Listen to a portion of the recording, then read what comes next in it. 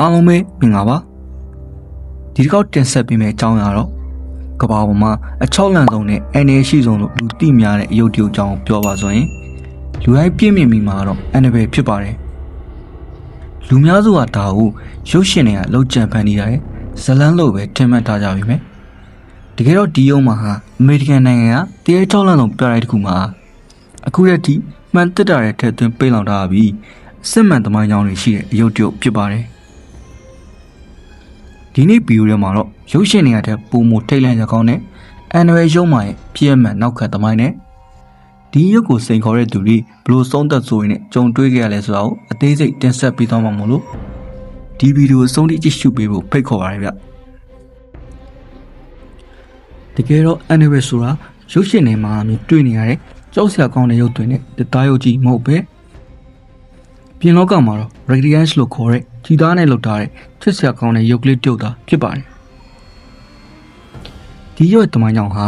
1980ပြည့်နှစ်မှာတူနာဘုတ်ကျောင်းသူလေးတွန်နာကိုသူ့ရဲ့အမေကမွေးနေ့လက်ဆောင်ပေးခဲ့ရနဲ့စတင်ခဲ့တာပါနောက်ပြီးတွန်နာနဲ့သူမတင်ငယ်ချင်းအန်ဂီတို့ဟာအရုပ်ကသူတို့မရှိခိုင်နေရာမျိုးမျိုးရှာနေတာအိမ်ထဲမှာ help ဆိုတဲ့စာတိုလေးတွေရေးထားတဲ့စက်ကူပိုင်းစာလေးတွေတွေ့ရှိခဲ့တာမျိုးတွေနဲ့စတင်ကြုံတွေ့ခဲ့တာဖြစ်ပါတယ်နောက်ပိုင်းမှာထူးဆန်းမှုတွေများပြားလာတဲ့အတွက်အကြမ်းမြင့်ဆရာတယောက်နဲ့တိုင်ပင်တဲ့အခါမှာထိုနေရာမှာကွယ်လွန်သွားခဲ့တဲ့အသက်9နှစ်ရွယ်အန်နဘယ်ဟန်ကီဆိုတဲ့မိန်းကလေးရဲ့ဝိညာဉ်ကရုပ်ထဲမှာကိုအောင်ဝင်တောင်းနေရလို့သိရတာကြောင့်သူတို့ကတနာပြီးခွင့်ပြုခဲ့ကြတာဖြစ်ပါတယ်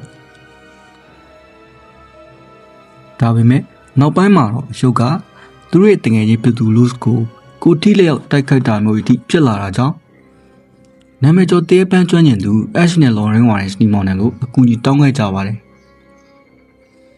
Warren တို့စနီမောင်နယ်ကစစ်စစ်ကြည့်တဲ့အခါမှာတော့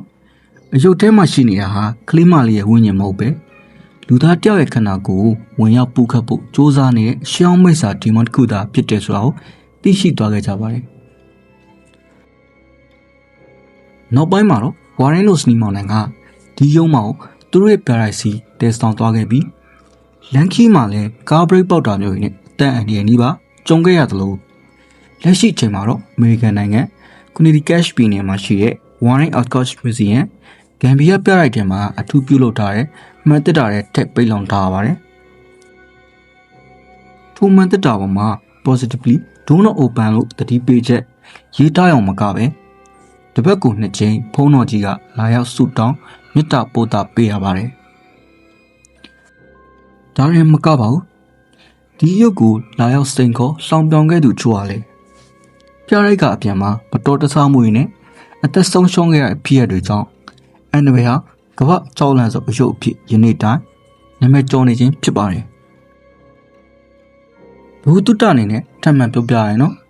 အန်နဘယ်ရုပ်နဲ့ပတ်သက်ပြီးလူသိနေတဲ့တကယ်ပြည့်စုံတစ်ခုကတော့အဲ့ဒီရုပ်ကိုလာရောက်ကြည့်ရှုတဲ့ဇုံတက်တဲ့အဖြစ်ပြပဲဖြစ်ပါတယ်ထိုလူငယ်ဟာအယုတ်ကိုအယူမဲလုပ်ပြီးမှတ်တက်တာကိုလက်နဲ့ခောက်ကမင်းမတကယ်စွမ်းအားရှိရင်ငါ့ကိုကုတ်ချစ်ပြစမ်းလို့စိန်ခေါ်ခဲ့ပါတယ်။ဒါအောင်မြင်တဲ့ Ash Warren ကဒီလောက်ရဟာအန်ရရှိတာကြောင့်သူတို့ကိုပြတဲ့တရားနဲ့ချက်ချင်းနှင်ထုတ်ခဲ့ပြီးမြဲ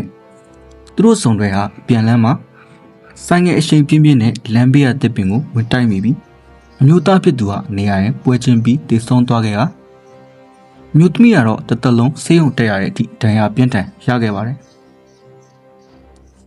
ဒါအပြင် Warren စနီမောင်နယ်တို့ရဲ့အဆိုအရအယုတ်ထဲအောင်မိစ္ဆာဟာအမြဲတမ်းအယုတ်ထဲမှာပဲရှိနေတာမဟုတ်ပဲတခါတည်းမှာအယုတ်ကိုကြားကန်ပစ်ထားပြီးအိမ်ထဲကလူတွေကစိတ်ပိုင်းဆိုင်ရာချောက်လန့်တာမျိုးလုပ်လို့ရှိပါတယ်။ဥပမာအပြင်ပြောရင်ဒေါ်နာတို့အိမ်မှာတော့တငယ်ချင်းပြသူလူစားအိပ်ပျော်နေစမှာအယုတ်ကသူ့ဘော်တက်ခွာပြီးလေဘင်းညစ်လို့ခံစားခဲ့ရလို့သူ့ရဲ့ရင်ဘတ်မှာလည်းလက်သေးနဲ့ကုတ်ချစ်တာတဲ့ဒဏ်ရာနှစ်ချက်ကိုထူးဆန်းစွာတွေ့ရှိခဲ့ရပါတယ်။နောက်ထပ်စိတ်ဝင်စားဖို့ကောင်းတာကတော့ဝါရင်းတို့ရဲ့ပြရဲထဲမှာရှိတဲ့တခြားသောတရေဝင်နေတဲ့ပစ္စည်းအလုံးတဲ့အန်နဘယ်ကိုပို့ပြီးတင်းတင်းကြပ်ကြပ်ပိတ်လောင်ထားရတာဖြစ်ပြီးဖုန်းတော်ကြီးကပုံမှန်လာရောက်စူတောင်းပေးရခြင်းဟာ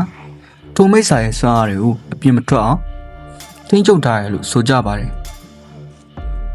အခုနောက်ပိုင်းမှာတော့ပြရိုက်ကိုပိတ်ထားရပါမယ်။ Annabelle ချောင်းလန့်မှုသတင်းတွေကတော့ကမ္ဘာတွင်းမှာရုပ်ရှင်တွေအနေနဲ့တမိုင်းကြောင်းတွေအနေနဲ့ပါယနေ့တိုင်လူပြောများနေစေဖြစ်ပါတယ်အခုပြောပြသွားတဲ့ Annabelle ရုံးမှာဖြစ်ရမှန်တမိုင်းကြောင်းကိုနောက်တောင်ပြီးနောက်ပိုင်းမှာတော့ဒီရုပ်ဟာရုပ်ရှင်တွေအထက်ပို့ပြီးကြောက်စရာကောင်းတယ်ဆိုတာအားလုံးလည်းသဘောပေါက်လောက်မယ်လို့ထင်ပါတယ်အကယ်၍တင်တာဒေါနာတို့နေရာမှာဆိုရင်ဒါမှမဟုတ်ဒီလိုထူးဆန်းတဲ့အယုံမျိုးလက်ဆောင်ရခဲ့ရင်ရောဘယ်လိုလုပ်မယ်ဆိုတာကိုပါကွန်မန့်မှာဝင်ရောက်ဆွေးနွေးခဲ့ပါအောင်ဗျခုလိုထိတ်လန့်စရာကောင်းတဲ့ဖြစ်မှန်တမိုင်းကြောင်းတွေနဲ့နတ်မောင်နဲ့လှိုးဝဲချက်တွေကိုအမြဲသိနိုင်မှုအတွက်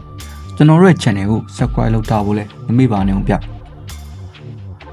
နောက်ထပ်ဗီဒီယိုတွေမှာဘယ်လိုတည့်တဲ့ series ဒါမှမဟုတ်ဘယ်လိုထူးဆန်းတဲ့အကြောင်းအရာတွေကိုတင်ဆက်ပေးစီခြင်းလဲဆိုတာကိုလည်းအကြံပြုခဲ့နိုင်ပါတယ်အားလုံးပဲဘေးရန်နဲ့ကင်းဝေးကြပါစေလို့ဆုတောင်းပေးရင်နောက်ဗီဒီယိုမှာပြန်ဆုံကြအောင်ဗျာအားလုံးကိုကျေးဇူးတင်ပါတယ်